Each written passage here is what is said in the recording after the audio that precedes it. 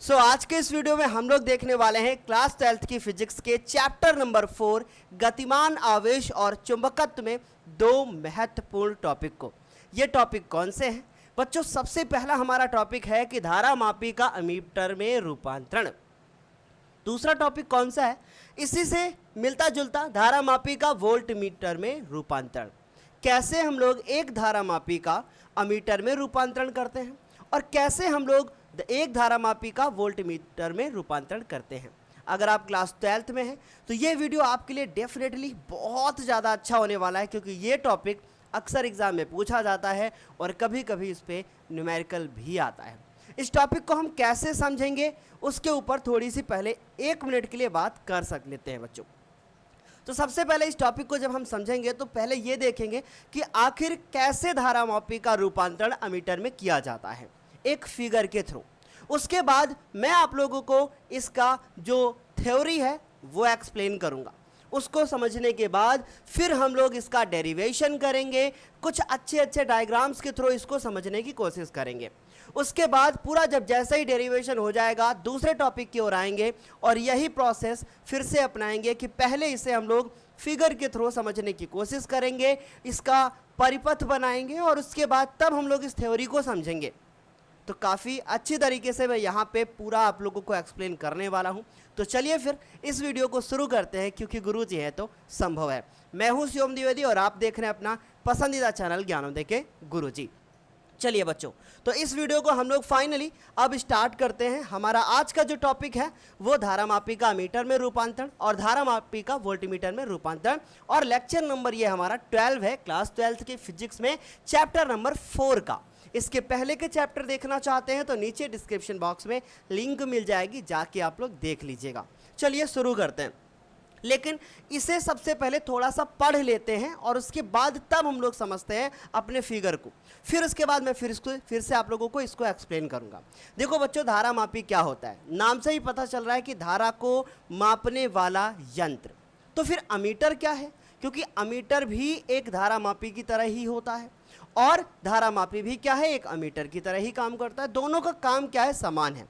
लेकिन धारामापी क्या होता है, जो आपकी फिजिक्स की लैब होती है उनमें क्या करता है, धारा को मापता है बहुत कम। जैसे आपने अगर मैं बात करूं तो जैसे 5 एम्पियर की धारा को मेज़र करना है तो हम लोग अमीटर का उपयोग कर लिए। लेकिन अगर वही हमें बहुत कम धारा को मेज़र करना है, मैं बात करूं 500 माइक्रो एम्पियर, ये 500 बहुत बड़ा है लेकिन ये इसका वैल्यू ना बहुत ज़्यादा छोटा है, क्योंकि माइक्रो लग गया है 10 की घात -6। 10 की घात -6 से गुणा करोगे तब जाके वो हम धारा ज्ञात कर पाएंगे माइक्रो में। तो ये बात तो क्लियर हो गई कि धारामापी बहुत कम धारा, मतलब बहुत धारा का परिमाण बहुत कम होगा तो उसको भी वो मेज़र कर लेगा, लेकिन जो अमीटर होगा वो बड़ी धारा को मापने के काम आता है। तो जब हमें किसी भी परिपथ में जिसमें काफ़ी ज़्यादा धारा बह रही है उस धारा को मापना हो तो फिर हम लोग क्या करेंगे? क्या हम तब अपने धारामापी का उपयोग कर सकते हैं? बिल्कुल कर सकते हैं। यही समझना है कि कैसे धारामापी का उपयोग एक अमीटर की तरह किया जाता है। शुरू करें फिर। चलिए, तो यहाँ पे सारी चीज़ें लिखी हैं, उनको हम फिर बाद में डिस्कस करेंगे, पहले इसे समझते हैं। ये जो हमने यहाँ पे चित्र आप लोगों को दिख रहा है ये हमारा है एक गैल्वेनोमीटर, जिसे हम लोग कहते क्या है, धारामापी। इसमें आपने बीच में देखा जरा, पहले इसे हम अच्छे से समझते हैं बच्चों। ये हमारे पास है क्या, बीच में 0 दिख रहा है, इधर कुछ नंबर पड़े हैं 100, 200, 300, 100, 200, 300। शायद आप लोगों को इतना क्लियर नहीं दिखाई दे रहा होगा, मैंने एक्सप्लेन कर दिया। बीच में हमारे पास यहाँ पे एक सुई है और ये सुई अभी मान लीजिए कि 100 पे है, मैं बात करूँ ये 0 पे होती, ठीक है? तो ये सुई इधर भी जा सकती है, ये सुई इधर भी जा सकती है। कब कैसे जाएगी वो बातें अभी मैं करूंगा। ये हमारे पास एक धारामापी है।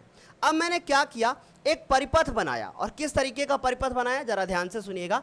मैंने क्या किया, सबसे पहले जैसे मैं परिपथ बना रहा हूं आप समझ सकते हो इसको, ठीक है? ये बच्चों मैंने एक परिपथ यहाँ पे बनाया और इसके बाद इसी परिपथ में यहाँ पे हमने एक जो है बैटरी जोड़ दी है। तो हमने क्या किया है बच्चों, आप देख सकते हो ये प्लस, ये माइनस, ये प्लस और ये माइनस, ये हमने एक बैटरी जोड़ दी और इस बैटरी से कुछ ना कुछ विभवांतर इसमें निकलेगा और उसके बाद विभव जो भी होगा, और उसके बाद ये हमारा यहाँ पे हमने कुंजी लगा दी।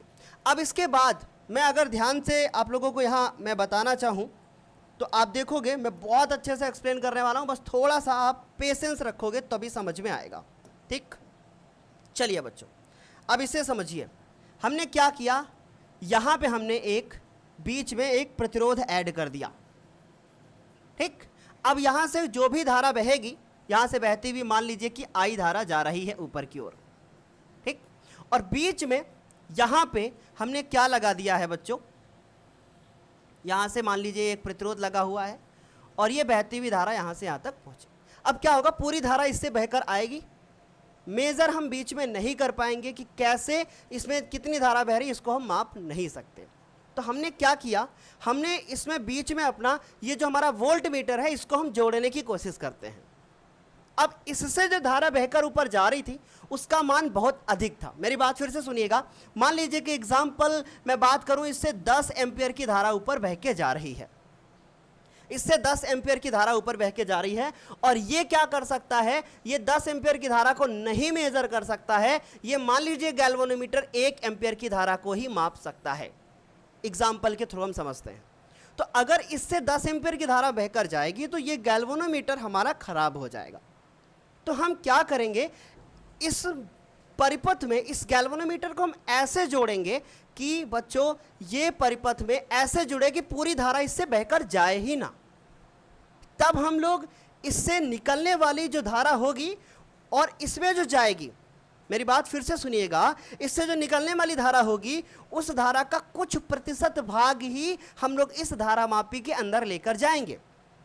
मान लीजिए कि ये 10 लिखा है और 10 का हमने 10% ही यहाँ पर एंट्री करवाई, क्योंकि इससे ज़्यादा ये माप नहीं सकता। तो बात समझ में आ गई। तो हमने क्या किया, हमने यहाँ पे बीच में एक ये गैल्वेनोमीटर जोड़ दिया और इस गैल्वेनोमीटर का कुछ ना कुछ प्रतिरोध होगा। और मैंने मान लिया बच्चों, मैंने मान लिया कि इस गैल्वेनोमीटर का जो प्रतिरोध है, मेरी बात फिर से यहाँ से सुनिएगा, ऐसे हमने इसको जोड़ दिया। समझ गए आप लोग, बहुत आसान था। अब हुआ क्या कि जब ये गैल्वेनोमीटर का कुछ ना कुछ प्रतिरोध होगा जिसको हमने मान लिया R है, और यहाँ पे जो प्रतिरोध लगा हुआ है ये हमने मान लिया क्या है, S है। और इसको आपको मानने की कोई ज़रूरत है नहीं, मान भी लोगों तो कोई भी फर्क नहीं पड़ेगा। ठीक, या आप उसको लगा भी ना तब भी कोई दिक्कत नहीं है। अब ये प्रतिरोध S है, ये हमारा G है। अब जो भी धारा यहाँ से बह के आ रही थी, जब ये धारा इस पॉइंट पे पहुंची, मेरी बात सुनिएगा, इस तरीके से आपको एक्सप्लेनेशन नहीं मिलेगा और ये काफ़ी ज़रूरी है, समझना ज़रूरी है, नहीं तो आगे का टॉपिक समझ में नहीं आएगा। तो बच्चों यहाँ तक जब हम लोग पहुँचे तो धारा को पता चला कि यार हम तो आई थे, इसमें से कुछ भाग इससे बहकर चला जाता है यहाँ से। तो यहाँ से जो बहकर धारा का भाग जा रहा है, मान लीजिए यहाँ पे जो धारा जा रही है वो कितनी जा रही है, आई और जी, मतलब जी मतलब गैल्वेनोमीटर, इससे बहती हुई जो धारा जा रही है। और बच्चों यहाँ पे जो ये जुड़ा है, देखिए मेरी बात सुनिएगा, ये गैल्वेनोमीटर है, ये गैल्वेनोमीटर का प्रतिरोध है, ये गैल्वेनोमीटर में बहने वाली धारा है। अब तुम्हें पता है जो इस G, कैपिटल G जो कि हमारा प्रतिरोध है, इससे जाकर जो धारा निकलेगी वही धारा हमारी गैल्वेनोमीटर में भी जाएगी।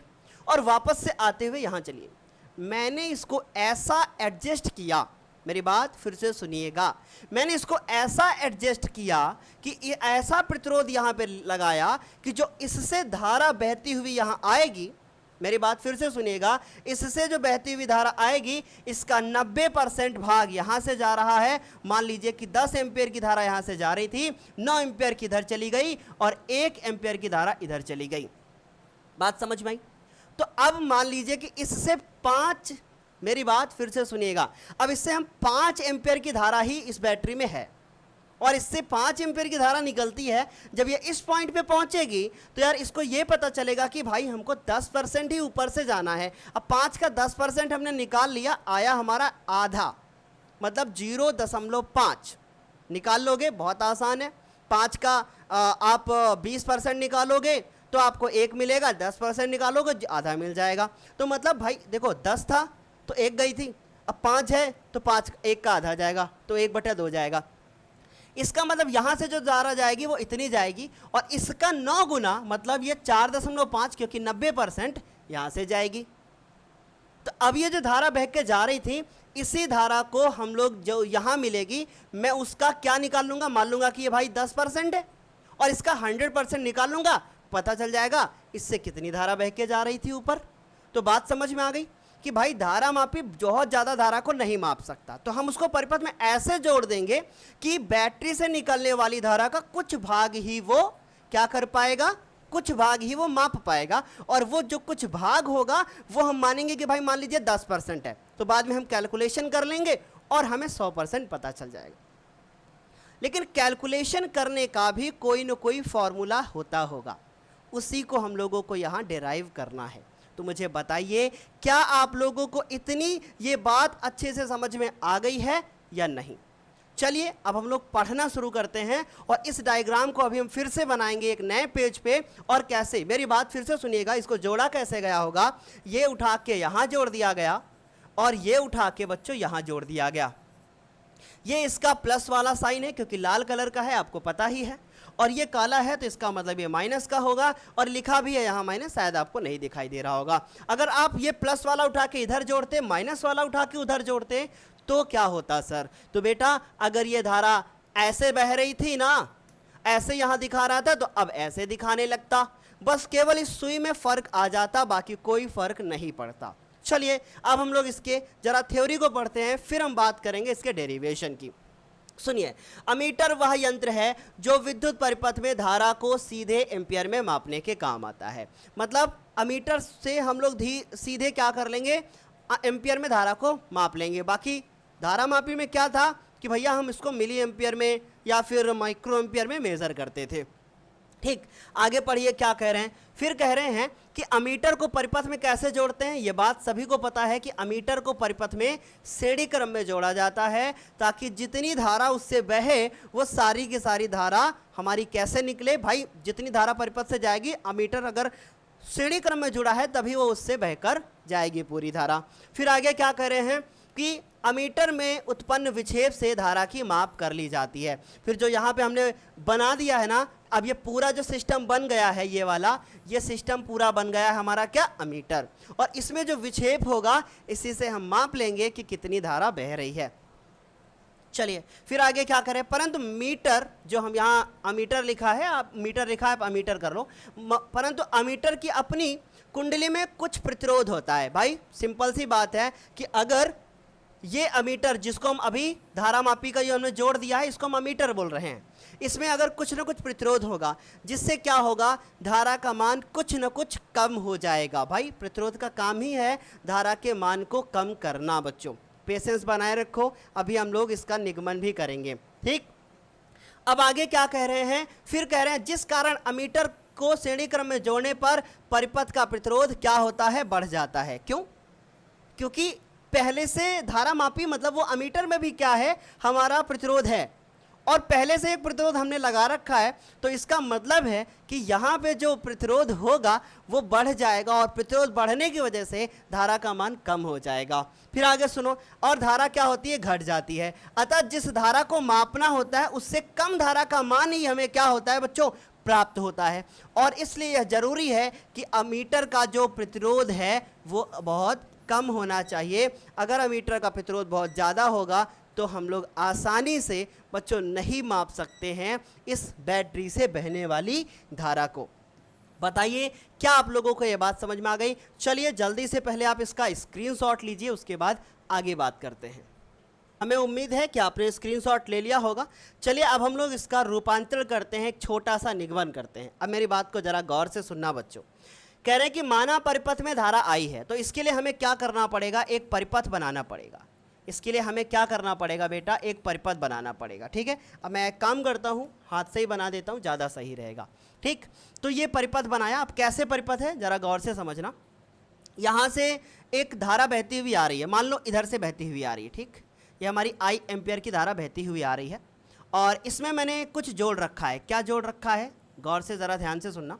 ये हमने इसमें एक गैल्वेनोमीटर जोड़ा है, और उसके बाद ये हमारा एक प्रतिरोध है, और I है, ऐसे धारा जा रही है।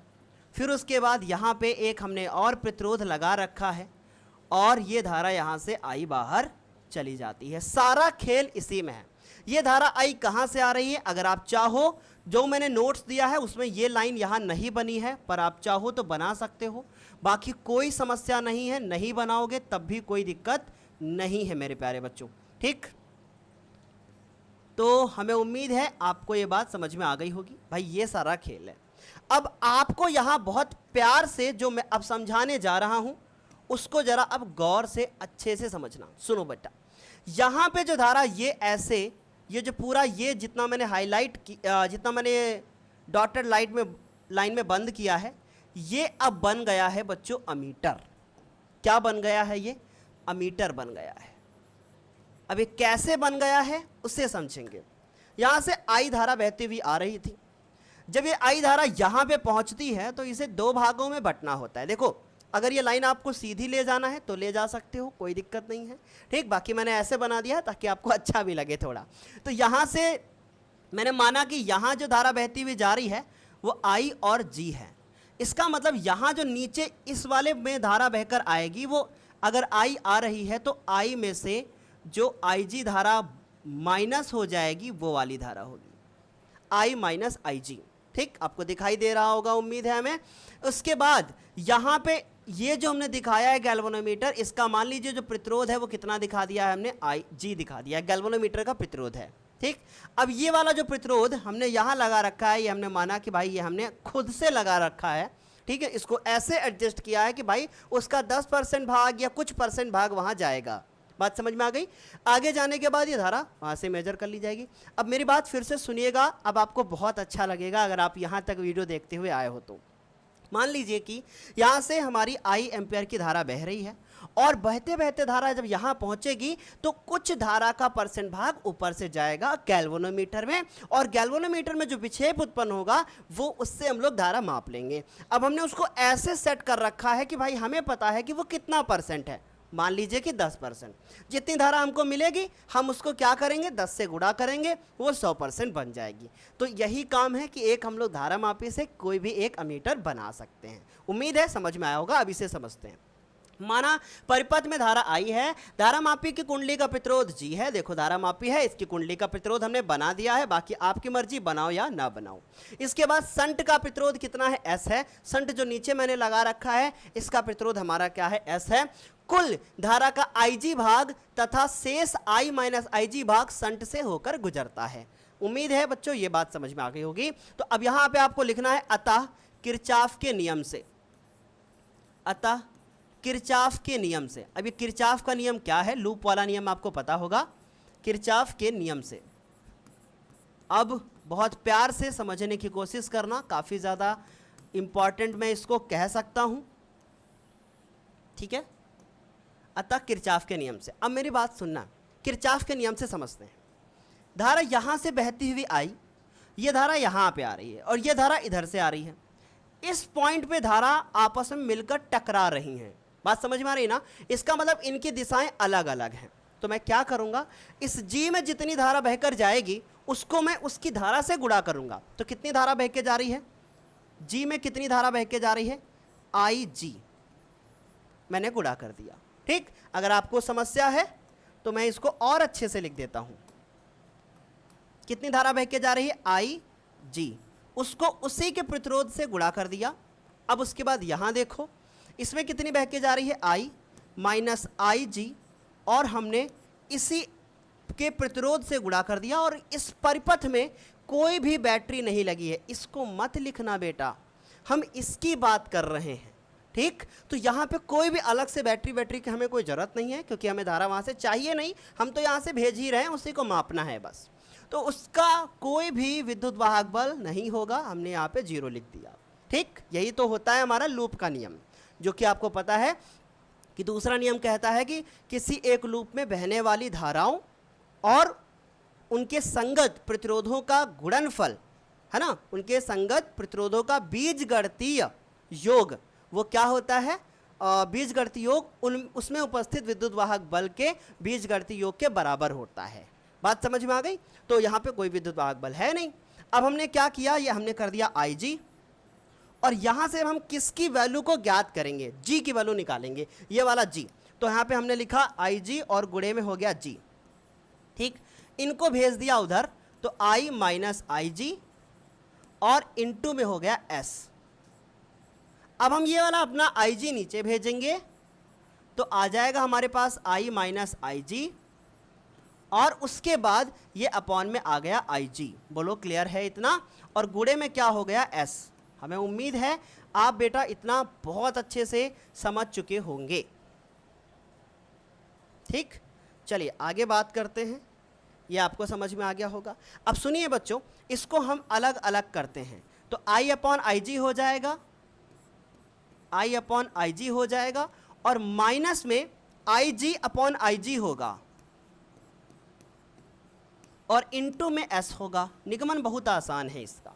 तो यहां से मुझे मिलेगा G बराबर I upon I G, I upon I G minus में 1 और इनटू में S। ये हमें हमारा क्या मिल गया है बेटा? मेन वाला जो हमारा फॉर्मूला है वो मिल गया है। तो आप लोगों को ये बात समझ में आ गई होगी कि भाई I का मान बहुत ज़्यादा है। मेरी बात फिर से सुनिएगा, इस I का मान बहुत ज़्यादा है और IG का मान कम है। इस I का मान बहुत ज़्यादा है और IG का मान कम है। ये बात यहाँ से पता चलती है कि यहाँ से जो आंसर आएगा वो कैसा आएगा? धनात्मक ही आएगा, क्योंकि I की वैल्यू अगर बहुत ज़्यादा होगी, IG की वैल्यू अगर कम है, तो ये इतना उत्तर जो आएगा वो 1 से ज़्यादा आएगा। अगर प्रॉब्लम है तो फिर ऊपर से ना जाए, इसलिए समझ लो कि I का मान ज़्यादा है, IG का मान कम है, इसलिए यहाँ से जो आंसर आएगा 1 से ज़्यादा आएगा, उसमें एक कम हो जाएगा तो ये हमारा S आंसर, भाई उसमें से एक कम हो जाएगा तो ये हमारा S हो जाएगा। आई थिंक आप लोगों को समझ में आ गया होगा। यहाँ तक अगर आप लोगों को क्लियर है तो आगे चलो, जल्दी से पहले स्क्रीनशॉट ले लो इसका। ठीक, ले लिया। चलो अब मान लो मैं बात करूं कि ये अमीटर हमारा आदर्श अमीटर नहीं है। ठीक, तो अगर मुझे आदर्श अमीटर बनाना पड़ेगा तो मुझे क्या चाहिए कि हम कैसा प्रतिरोध कम होना चाहिए? ये वाला प्रतिरोध कम होना चाहिए कि फिर या तो ये वाला प्रतिरोध कम हो जाना चाहिए? बताइए एक बात जरा ध्यान से। ये लिखा है G और ये लिखा है S। आपको पता है कि ये वाली जो वैल्यू आएगी, ये वाली जो वैल्यू आएगी आपकी यहाँ से, ये कैसी आएगी? फिर से सुनिएगा, ये कैसी आएगी? धनात्मक आएगी। ये बात तो क्लियर है। I का मान ज़्यादा है और IG का मान कम है। तो मुझे ये पता चला, यहाँ से एक कॉन्सेप्ट पता चला कि आदर्श अमीटर, अभी आप स्क्रीनशॉट लेना फिर मैं आप इसके बारे में बात करूँगा। आदर्श अमीटर, पहले आदर्श अमीटर क्या होता है? मतलब जो अच्छे से रीडिंग दे। आदर्श, नाम ही पता चल रहा है आदर्श। आदर्श अमीटर बनाने के लिए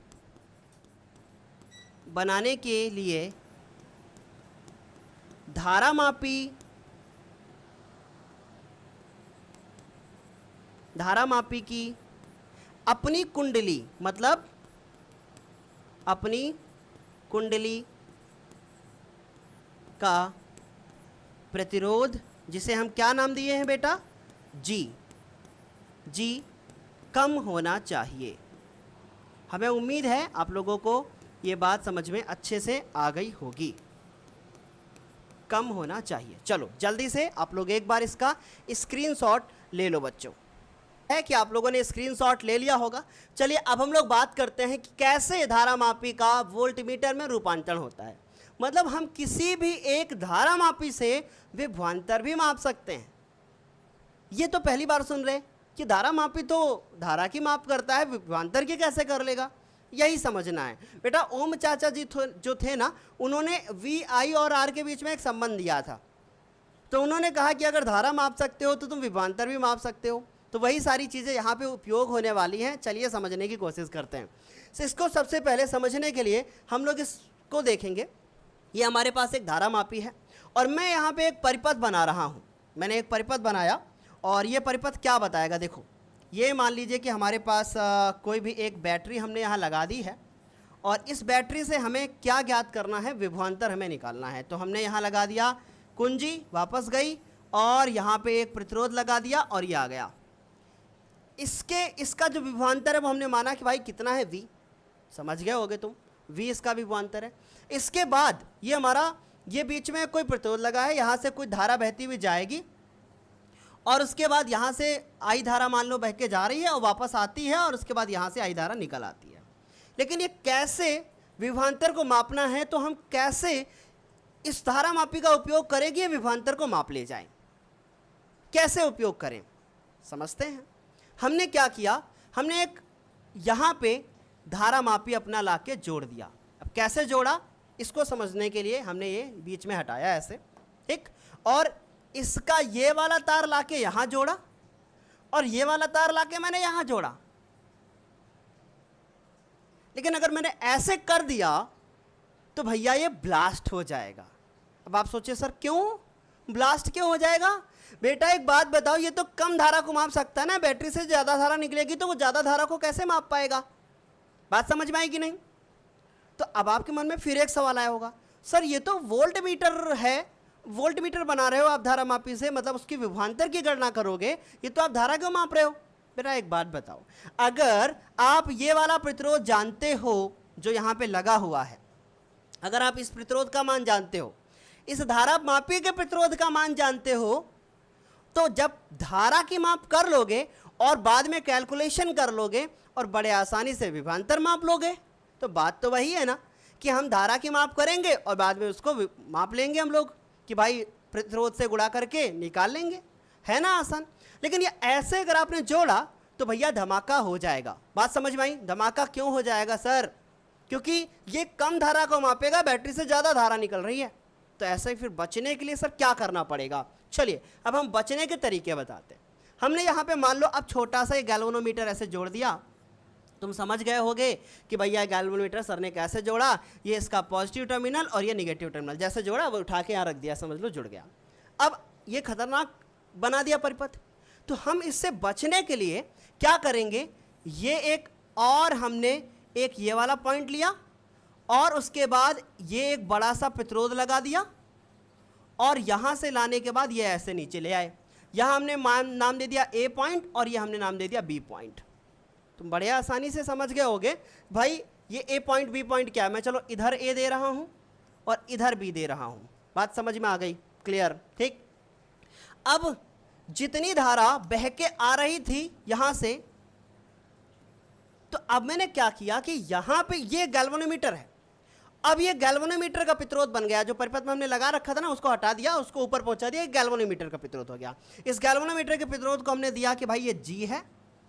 समझ गए होगे तुम ये बात कि ये गैल्वेनोमीटर है, इसका प्रतिरोध हमारा जी है और ये जो बड़ा सा प्रतिरोध हमने लगा दिया है इसका नाम हमने दे दिया भाई आर प्रतिरोध है। तो बताओ कोई भी आप लोगों को समस्या हुई? कोई भी समस्या नहीं हुई होगी। ये गैल्वेनोमीटर का प्रतिरोध हमने जी मान लिया और ये हमारा आर का प्रतिरोध यहाँ हो गया। बड़ा आसान है। आगे चलते हैं। अब सुनो आगे की कहानी। इस आर प्रतिरोध का मान बहुत बड़ा है,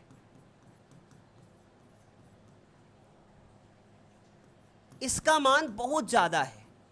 अब एक बात बताओ, अगर R का मान बहुत ज़्यादा होगा, इस R का मान बहुत ज़्यादा होगा तो क्या होगा? सोचिए एक बार। अगर R का मान बहुत ज़्यादा है तो जो धारा बह के जा रही है, ज़्यादा से ज़्यादा धारा इससे गुजरेगी। भाई ज़्यादा से ज़्यादा धारा इससे गुजरने लगेगी। तो हम क्या करेंगे, ये जो गैल्वेनोमीटर है ना, इसकी कुंडली का प्रतिरोध बहुत ज़्यादा कर देंगे ताकि इससे धारा कम बहे, ऊपर से धारा ज़्यादा बह के आए। बात समझ में आ गई भाई? क्लियर है इतनी बात? तो हमने क्या किया, अब हमने कहा कि जो हमने बहुत ज़्यादा किया था इसको हमने कम कर दिया।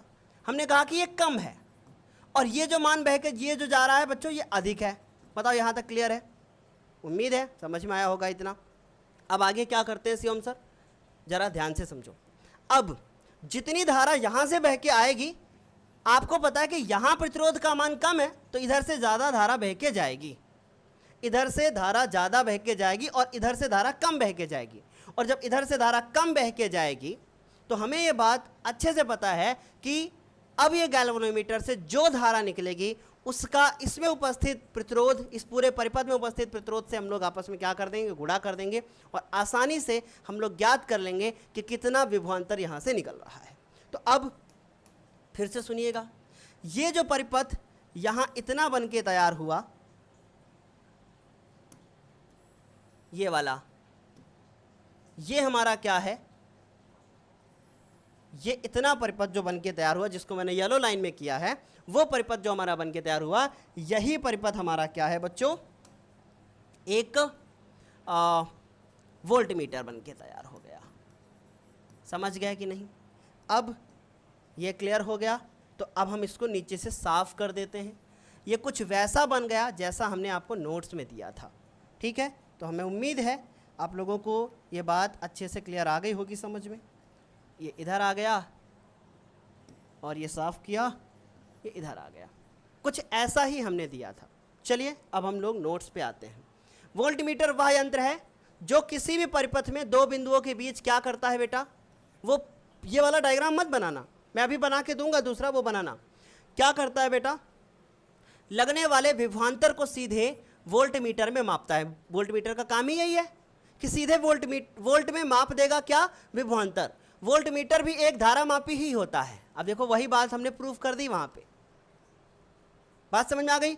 और वोल्टमीटर को परिपथ में समांतर क्रम में जोड़ा जाता है। मतलब वोल्टमीटर जो अभी तक हम लोग 10th में पढ़ के आ रहे थे कि भाई विभवांतर मापता है, विभव मापता है, सही कह रहे थे, लेकिन उसको ऐसा डिजाइन किया जाता है कि उसमें प्रतिरोध जो होता है उसको धारा से गुणा कर लेता है और रीडिंग जो देता है वो वोल्टमीटर की हो जाती है।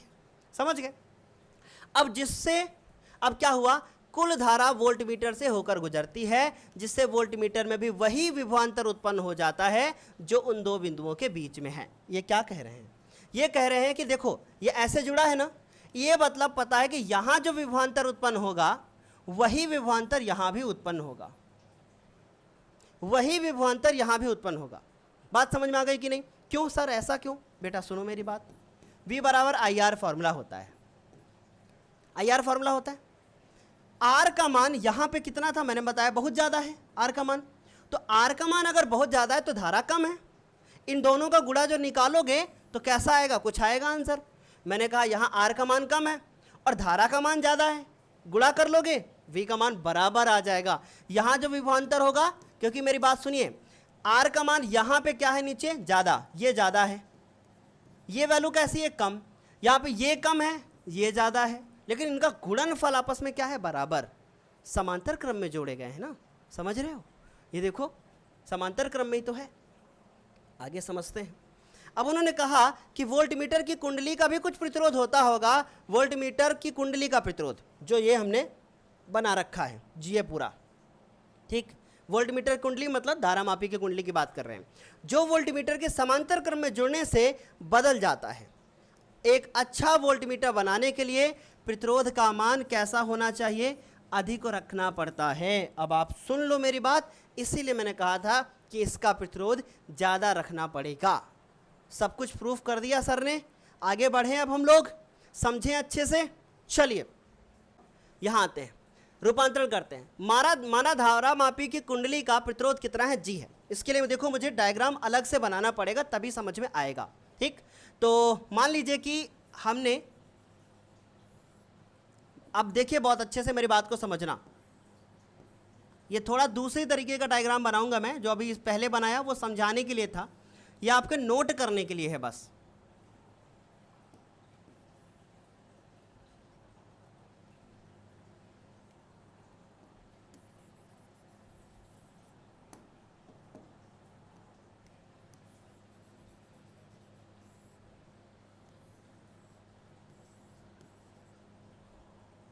अच्छे से समझना बच्चों।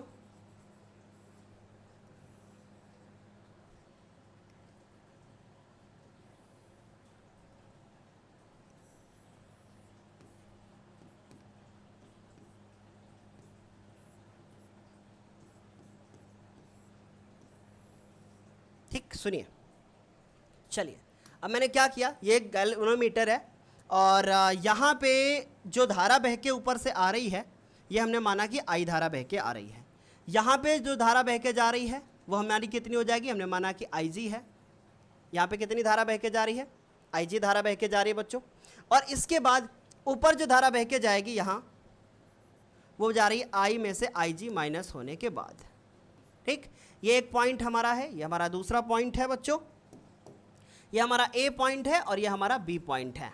ठीक, अब यहाँ ए से लेकर बी तक जितना विभवांतर होगा उतना ही विभवांतर यहाँ भी उत्पन्न होगा। तो मैंने मान लिया कि यहाँ से यहाँ तक विभवांतर वी है और ये विभवांतर इसके बराबर भी हो जाएगा क्योंकि समांतर क्रम में हो रहा है। ठीक, अब उसके बाद ये गैल्वेनोमीटर है और इस गैल्वेनोमीटर में आईजी धारा बह रही है और इस गैल्वेनोमीटर का जो प्रतिरोध है हमने मान लिया है, यहीं पर छोटा सा मैं बना देता हूँ। ठीक है, अभी बना लेना, और ये हमारा हो जाएगा कैपिटल जी। उसके बाद ये जो प्रतिरोध हमने जोड़ रखा है ये कितना है बच्चों, आर है, क्योंकि देखो पीछे जो स्टेटमेंट बताया वो मैंने अपने मन से बताया। ये जो डायग्राम बना रहा हूँ ये इसके अकॉर्डिंग बना रहा हूँ, क्योंकि नोट्स भी इसी के अकॉर्डिंग दे चुका हूँ, समझ रहे हो। अब सुनो, माना धारामापी की कुंडली का प्रतिरोध जी है, इसे समांतर क्रम में जोड़ा गया है और उच्च प्रतिरोध कैपिटल आर है। जैसा कि हमने बताया था कि यहाँ पे प्रतिरोध का मान बहुत ज़्यादा होना चाहिए, तो ये हमारा उच्च प्रतिरोध है कैपिटल आर, और इसे करने की कोई ज़रूरत नहीं है। क्यों जरूरत नहीं है बेटा, क्योंकि यहां भी जो विभवांतर उत्पन्न होगा वही विभवांतर यहां उत्पन्न होगा। यही चीज मैं पीछे अभी समझा के आया हुआ हूं, ठीक। तो अब इन्होंने कहा कि कुंडली का प्रतिरोध जी है, जैसा हमने छोटा सा बना दिया, इसे समांतर क्रम में जोड़ा गया है और ऐसे देखो बच्चों समांतर क्रम में जोड़ दिया गया, और उच्च प्रतिरोध कैपिटल आर है। ए व बी के बीच धारामापी करें, ए व बी के बीच धारामापी जोड़ा गया। देखो ए और बी है, इसी के बीच में हमने क्या कर दिया, धारामापी जोड़ दिया, और जिसमें क्या कर रहे हैं बच्चों, आई धारा बह रही है, ठीक है। अगर आपको ज़्यादा समस्या है तो आप एक काम करो, क्योंकि ये स्टेटमेंट मैच कर जाए आप लोगों का, मैंने ये वाला पॉइंट ए दे दिया और यहाँ पे हमने बी दे दिया, अब समझ में आ जाएगा आपको, ठीक। तो ए और बी हो गया, ठीक, यहाँ से यहाँ। अब उसके बाद देखो, जिसमें आईजी धारा प्रवाहित हो रही है, ए व बी के बीच कितना विभवांतर होगा, जो जितना विभवांतर यहाँ होगा वही विभवांतर यहाँ पर भी होगा, ठीक। तो इसी को मेजर करना है। अब हम क्या करेंगे, सुनो मेरी बात, इसमें आईजी धारा बह रही है, जितना विभवांतर यहाँ उत्पन्न होगा वही विभवांतर यहाँ उत्पन्न होगा और वही विभवांतर यहाँ उत्पन्न होगा। तो अगर मैं यहाँ के विभवांतर को माप लूँ तो यहाँ वाला ज्ञात हो जाएगा। चलते हैं। तो इन्होंने कहा कि ए और बी के बीच लगने वाला विभवांतर समझते हैं बच्चों। V बराबर हमने लिखा पॉइंट, V बराबर अच्छे से समझना, V बराबर आई आर होता है, तो हमने लिखा आई जी, ये वाला आई जी, और इसका प्रतिरोध जी है और इसका प्रतिरोध आर है, दोनों को आपस में जोड़ लिया, तुल्य प्रतिरोध हो गया जी प्लस आर। तो ये हमने लिख दिया जी प्लस आर, जैसे आर जी भी लिख सकते हो। अब ये काम करते हैं, ये V हो गया और उसके बाद ये आई जी हो गया और उसके बाद ये इनटू में आर हो गया और प्लस ये आई जी हो गया और ये इनटू में जी हो गया। बताओ अब हम लोग क्या करेंगे, V बराबर हमें इससे R का मान निकालना है, इस R का, तो इसको इधर लाते हैं, आई जी इंटू में R, V को उधर ले जाते हैं, तो आई जी इंटू में G और माइनस का V हो जाएगा। ये V उधर जाने के बाद कैसा हो जाएगा, माइनस का। आई जी को नीचे लाते हैं तो R बराबर हो जाएगा आई जी, और इतना समझ में आ गया, आई जी और डिवाइडेड बाई इंटू जी और डिवाइडेड बाई ये आई जी, ये वाला आई जी नीचे आया और यहाँ पर भी V और डिवाइडेड बाई आई जी, ठीक। उम्मीद है ये बात समझ में आया होगा, ठीक। लेकिन अब सुनो मेरी बात, इसको जब इधर लाओगे तो यार ये माइनस में भी तो होगा ना, माइनस में भी तो होगा। चलिए अब हम क्या करेंगे, इसको साफ कर दो, स्क्रीनशॉट ले लिया होगा आपने क्योंकि अब इसकी ज़रूरत नहीं है। सुनिए अब हम क्या करते हैं, इसको पहले सॉल्व करते हैं, ये इससे कैंसिल आउट, मेरे पास आएगा माइनस का आर बराबर आएगा आई जी, नो नो नो आई जी तो कैंसिल आउट हो गया, आएगा जी माइनस वी अपॉन आई जी, ठीक। तो यहाँ से अगर v अपॉन आई जी इसको पहले लिख दूँ और g को बाद में लिख दूँ तो यार माइनस समझ लो कॉमन लिया है तो ये माइनस खत्म हो जाएगा, ठीक। अभी भी अगर ना समझ में आया हो तो इसको इधर भेज लेना और आसान हो जाएगा, मैं 1 मिनट का टाइम लेके उसको भी कर दूंगा ना। हमारे कुछ जो हमारे प्यारे प्यारे जो बायो वाले बच्चे होते हैं ना, उनके सर के ऊपर से जाता है, ठीक। सुनो बच्चों, उनके सर के ऊपर से जाता है, तो शिवम सर सिर्फ उसके लिए कर रहे हैं। सुनो बच्चों, हमने इस पार्ट को निकालना है, मतलब आर की वैल्यू निकालनी है, तो ये वाला इधर लाएंगे तो v माइनस आई जी और ये g। अब हम ये आई जी नीचे ले आएंगे तो v अपॉन आई जी हो जाएगा, माइनस का g हो जाएगा और अपॉन में आई जी हो जाएगा और इनटू में ऊपर आई जी है ही, और ये इधर r बचेगा, ठीक। अब बेटा आई जी से आई जी कट जाएगा, बस जो बचेगा वही आंसर हो जाएगा। तो हमें ये बात आप लोगों को समझ में आ गई होगी कि जो मैंने यहाँ पे एक्सप्लेन किया है आप लोगों को क्लियर हो गया होगा कि R का मान बहुत अधिक होना चाहिए, तभी एक अच्छा वोल्टमीटर बन पाएगा। तो इस तरीके से ये चैप्टर के सारे टॉपिक हमारे समाप्त होते हैं। अब हमें जो है सिर्फ और सिर्फ इसके न्यूमेरिकल पे ध्यान देना है, ठीक। तो न्यूमेरिकल करवा के ये चैप्टर पूरा फिनिश कर देंगे और देखते हैं मंडे से हो सकता है आप लोगों को एक नया चैप्टर देखने को मिले। इसके न्यूमेरिकल हम आपको देते रहेंगे बच्चों बीच बीच में, ठीक है। चलिए शुरू करते हैं, ख़त्म करते हैं यार, शुरू तो कब किया था, अभी ख़त्म हो चुका है, ठीक है। चलो बाय, टेक केयर। हमें उम्मीद है ये बात आपको अच्छे से क्लियर समझ में आई होगी। नोट्स के लिए आप हमारे टेलीग्राम चैनल को ज्वाइन कर सकते हैं, जहाँ पे आपको फ्री में सारे चैप्टर के नोट्स मिलते रहते हैं बच्चों, ठीक। बाकी आपको अच्छा लगा हो तो आप अपना काम करके जाइएगा। Bye bye, take care, thank you so much.